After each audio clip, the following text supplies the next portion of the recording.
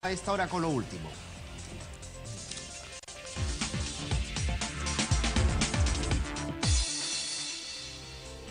Bien, y sobre el tema tenemos lo último a esta hora.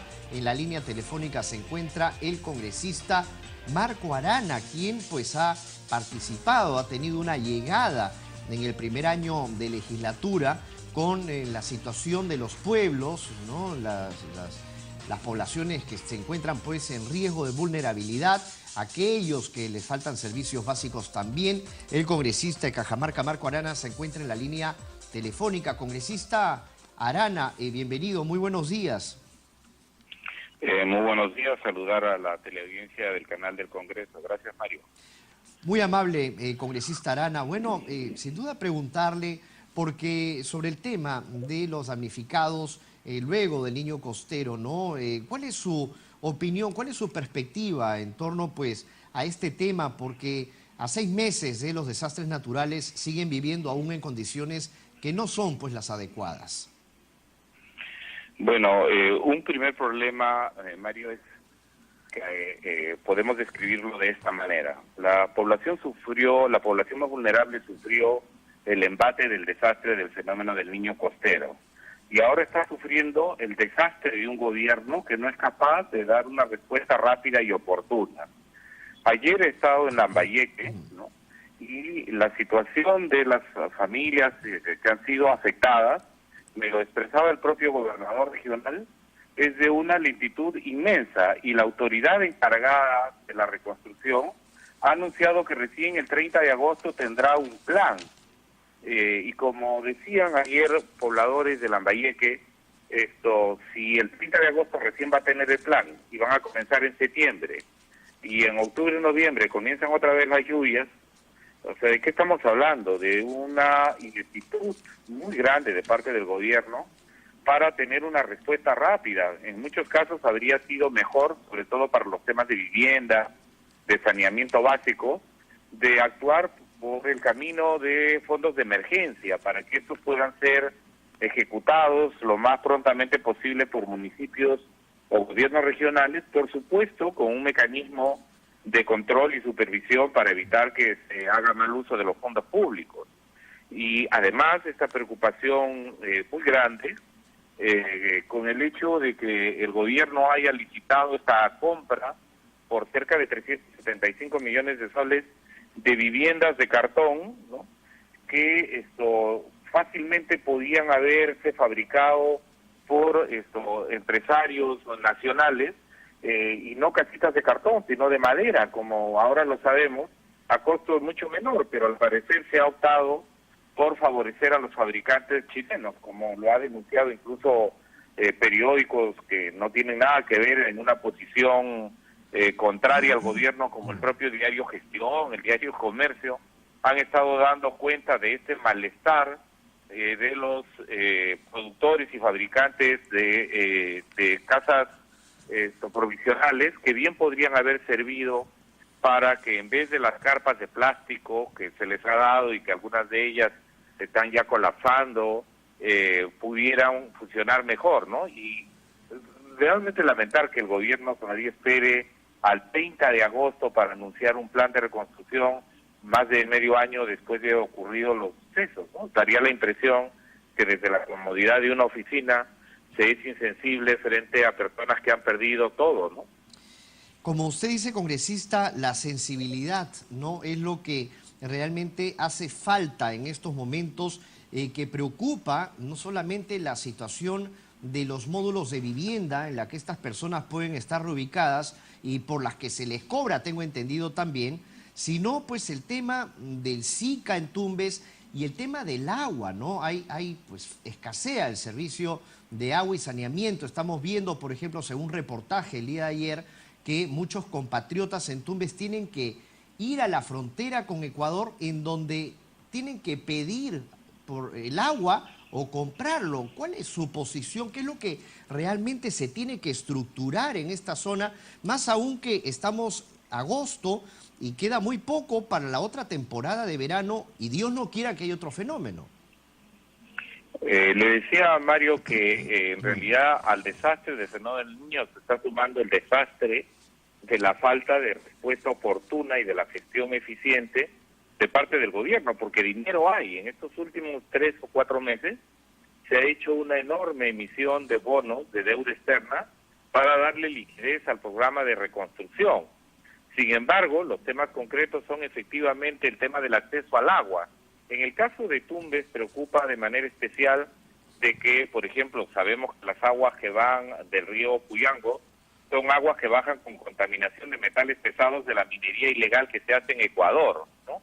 Y de otro lado está también la contaminación de aguas que por vertimiento de la propia ciudad. Entonces, existe en este momento la tecnología.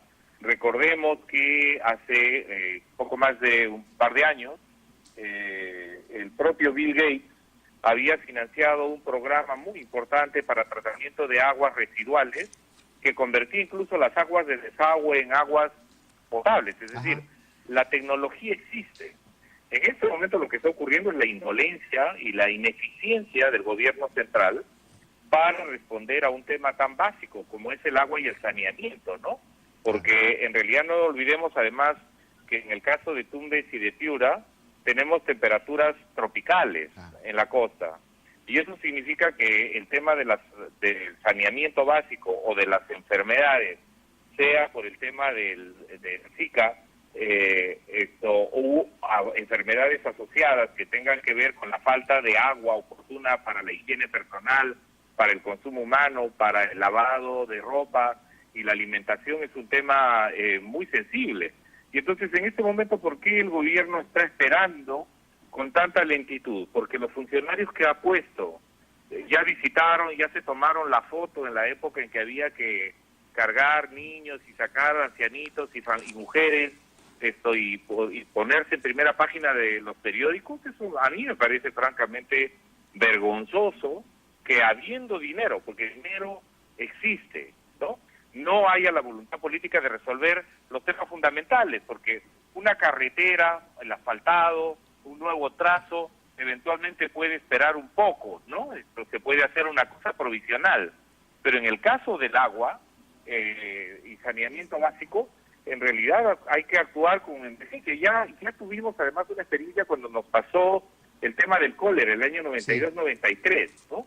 Allí incluso, si este gobierno no sabe, y esta ministra de Salud, ¿no?, que además tiene en este momento una huelga médica sin resolver, la huelga de enfermeras que ha comenzado hoy día, la huelga de obstetras, en fin, hay que poner este tema como un tema central. Señora ministra de Salud, el señor Pablo de la Flor, ministro de Vivienda, ¿no? Ya sabemos que ahorita ya pasa la hora en que van a lucirse en las primeras fotografías con los dramas humanos, porque ya no hay miles de personas que están en este momento perdiendo sus casas por avenidas de agua, pero están muriendo de sed o pueden estar poniendo en riesgo su vida porque no tienen agua limpia para beber, plantas, filtros de tratamiento, incluso si es necesario hacerlo de manera de emergencia, ¿no? Esto existe. Si es que les va a tomar un tiempo más largo construir una buena planta de agua potable, lo que pueden hacer es generar, hay la tecnología disponible en el mercado para poder colocar pequeños centros de tratamiento de agua en las cuadras, en los barrios o aún en las viviendas, ¿no?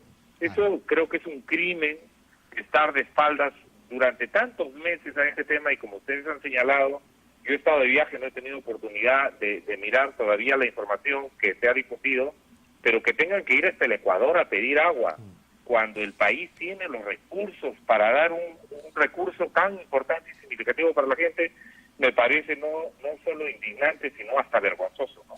Así es, congresista. Bueno, y ya para ir cerrando la entrevista y agradecerle también su disposición para poder conversar acá en Agenda Parlamentaria vía telefónica, pues no puedo dejar escapar de preguntarle sobre la crisis que los titulares están pues catalogando, los titulares de los diarios en Venezuela, ¿no? Ha existido una tensión militar en este fin de semana, hubo un levantamiento, 2 muertos, 8 detenidos, de un fallido asalto a una base castrense en Valencia, según el titular del diario El Comercio. Unos 20 rebeldes se llevan varias armas, se llaman a enfrentar la tiranía ilegítima de Nicolás Maduro, entre comillas, es lo que titula, por ejemplo, esta portada del diario El Comercio. ¿Cuál es su posición en torno a este tema? Como lo hemos señalado el día jueves en el primer pleno del Congreso, creemos que esa situación es sumamente grave. Creemos que el gobierno peruano y el propio Congreso no puede hacerse de espaldas a la crisis que se está viviendo en Venezuela, como tampoco podemos hacer de espaldas justamente ahora que han declarado la ilegalidad de la huelga de los maestros y que siguen llegando miles de maestros a Lima en estos días, en una situación en la que sin duda hay que resolver los problemas de nuestra preocupación con el hermano pueblo venezolano. En ese sentido nosotros hemos llamado a una solución dialogada, pacífica. Nos preocupa seriamente que la situación de Venezuela, por la torpeza con la que se está manejando la situación de crisis actual, que ha llevado a una situación en la que el propio orden constitucional existente se ha visto trastocado. Lo que nosotros creemos que es muy importante es que en Venezuela se encuentren caminos de diálogo y de paz. Nos preocupa que Venezuela pueda avanzar en la línea de una mayor polarización y de violencia que, como todos lo sabemos, termina pagando los platos rotos siempre los civiles, la población más indefensa, ¿no? Una situación de violencia generalizada, extendida, es inaceptable. Así que nosotros esperaríamos que tanto las fuerzas políticas al interior de Venezuela sean del Estado, que puedan estar propiciando violaciones de derechos humanos y una represión contra la población civil, esperaríamos que también se condenen los actos aislados hasta este momento de la oposición, que constituyen actos también de terrorismo, ¿no? De enfrentamiento contra fuerzas policiales, y más bien que surja en Venezuela condiciones para que una oposición democrática y los sectores más lúcidos del gobierno puedan encontrar caminos de entendimiento para que Venezuela no avance en el camino de una espiral de violencia que podría ser interminable y de un costo social, sobre todo para los sectores más vulnerables, inaceptable. Y en ese sentido hemos llamado a que la Cancillería peruana, en vez de estar en esta actitud de juntillas con la política que está proponiendo el presidente de Estados Unidos, que dicho sea de paso es el que con su compra de petróleo está financiando el funcionamiento económico en la hermana República de Venezuela, nosotros lo que estamos planteando es que la Cancillería peruana, en vez de asumir una actitud injerencista en los temas internos de Venezuela, lo que haga más bien es proponer que un conjunto de cancillerías puedan exigir condiciones de diálogo, de paz, para encontrar un camino, como por ejemplo hace algunos meses existía en Venezuela, ¿no? Se planteaba en ese momento el referéndum, ¿no? Como un mecanismo. En este momento ya nadie habla del referéndum, porque está en otra etapa en la que el gobierno ha logrado avanzar en la formulación de una nueva asamblea constituyente, pero nunca nos cansemos de buscar un camino de diálogo y de solución a la crisis venezolana, porque la situación realmente podría degenerar en una situación de guerra interna inaceptable, que traería un costo social de una magnitud que francamente afectaría a los sectores siempre más vulnerables de una sociedad. Y esto, desde la vocación que en el Perú tenemos de defender la democracia, la paz, el diálogo, el respeto, creo que es importante no cansarse en usar todos los instrumentos de la política de relaciones externas, exteriores, para encontrar ese tipo de salidas, en vez de ir abonando a una polarización mayor que sin duda nadie quiere, ¿no? Bien, congresista Arana, ha sido muy amable, muchas gracias por su opinión también, y ya esperamos tenerlo luego en agenda parlamentaria, aquí en estudio.